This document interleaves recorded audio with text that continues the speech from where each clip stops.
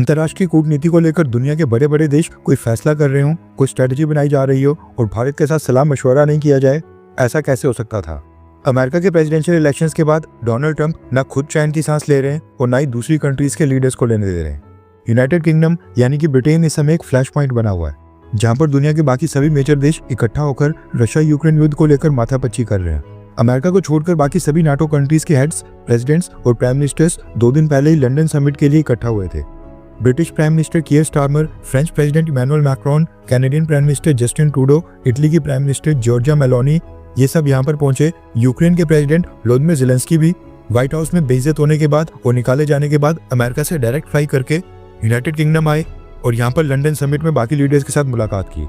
अब ये सारे देश ये चिंतन कर रहे हैं कि डोनाल्ड ट्रंप के साथ किस तरह से डील किया जाए, क्योंकि डोनाल्ड ट्रंप ना सिर्फ मिनरल्स डील्स के लिए यूक्रेन को प्रेशराइज कर रहे हैं, बल्कि यूक्रेन के ऊपर इस चीज के लिए भी प्रेशर डाला जा रहा है कि सीजफायर एग्रीमेंट को साइन करके युद्ध को रोक दिया जाए। और जहां पर जिस देश की सेना भी रुकी हुई है, यानी जितना भी एरिया भी रशिया और यूक्रेन की सेना कंट्रोल कर रही है, वहीं पर रुककर ये सीजफायर लागू हो जाए।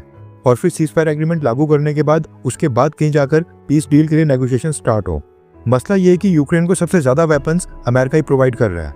$350 बिलियन का जो नंबर डोनाल्ड ट्रंप दे रहे हैं वो थोड़ा फ्लक्चुएटेड नंबर लग रहा है, लेकिन कई सारे फैक्ट चेकर्स का कहना है कि लगभग $150 बिलियन अमेरिका अभी तक यूक्रेन को वेपन्स और फाइनेंशियल एड के रूप में दे चुका है। अब ये बात तो 100% सच है कि यूक्रेन को अगर रशिया के खिलाफ ये युद्ध आगे लंबे समय तक लड़ना है तो अमेरिका के फंड्स और अमेरिका के वेपन्स की सख्त जरूरत होगी। इसलिए नाटो के बाकी सभी देश अब आपस में चिंतन कर रहे हैं कि आगे कैसे बढ़ा जाए। क्या डोनाल्ड ट्रंप को मनाने का कोई चांस भी है, या फिर नाटो और यूरोप के देशों को ही हथियार और पैसे इकट्ठा करके यूक्रेन की मदद करनी पड़ेगी। अभी जब हम ये वीडियो रिकॉर्ड कर रहे हैं, अभी भी न्यूज आई है कि डोनाल्ड ट्रंप ने यूक्रेन को दी जाने वाली सारी फाइनेंशियल एड और वेपन्स रोक दिए हैं।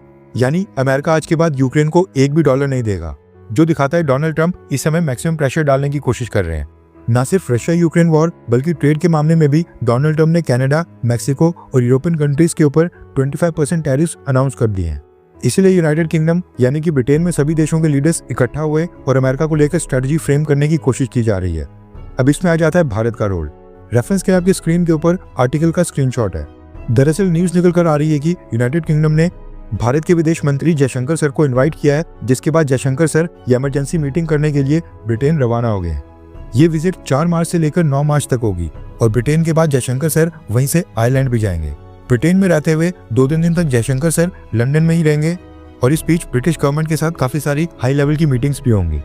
यानी एक तरह से भारत को लूप में लिया जा रहा है। भारत के लिए फिलहाल गुड न्यूज ये है कि डोनाल्ड ट्रंप टैरिफ्स को लेकर भारत को टारगेट नहीं कर रहे हैं। भारत पर अभी भी कोई भी टैरिफ अनाउंस नहीं किए गए हैं। डोनाल्ड ट्रंप का भारत को लेकर बिहेवियर उतना अग्रेसिव नहीं है जितना वो कनाडा, ब्रिटेन, फ्रांस और यूरोपियन यूनियन को टारगेट कर रहे हैं। इसलिए ब्रिटेन और यूरोप को लगता है कि भारत इसमें कोई क्रूशियल रोल प्ले कर सकता है, जिसकी वजह से भारत को लूप में लिया जा रहा है और स्ट्रेटेजी तैयार करने में हमसे मदद ली जाएगी। अब देखा जाए तो इस समय सबसे कंफर्टेबल पोजीशन के ऊपर एक्चुअल में भारत ही है।